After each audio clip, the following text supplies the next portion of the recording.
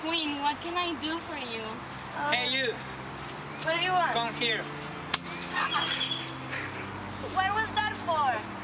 Because you didn't give me a boy.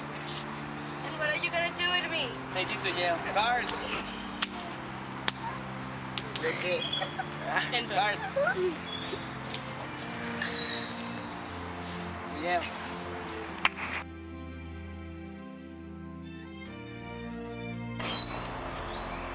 Hi, my lord.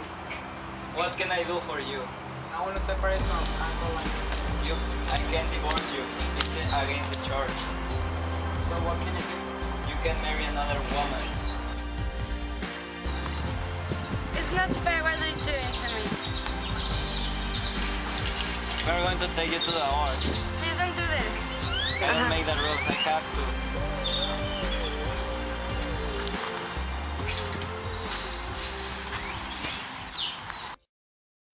In May 6, 1536, Anne Boleyn wrote a letter in London to Henry VIII. This letter was to ask him to set her free. Anne Boleyn wrote the letter to defend herself from the king, saying she was not guilty or did something wrong, and exclaiming she was a good woman and deserved to be with the king. The letter Anne Boleyn wrote is a primary source, because the letter we read is exactly the same one she wrote to Henry in the past.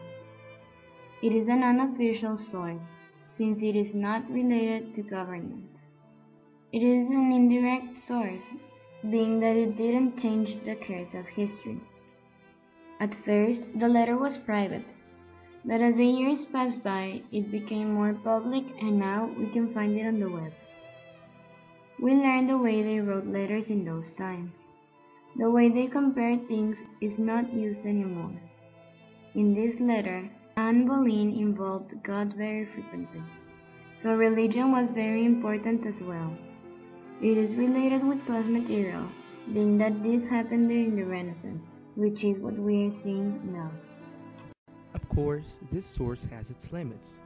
It is not propaganda, as well as not being a source to apologize for. She is just telling what she thinks about Henry and her imprisonment. It is a source to ask for support, since she is asking to not only have her enemies sitting as her accusers and as her judges, instead an open trial, and also for him to rethink his choices since she declares herself innocent. The source doesn't contain an excess of qualificative adverbs. It is not a translated source, and it is not just a fragment, since it's the complete letter itself what comes. Even though Anne Boleyn died beheaded some weeks later after she wrote the letter, her daughter Elizabeth took charge later on of England. She became the very famous queen we all know, Queen Elizabeth I, and she gave a lot of power to women.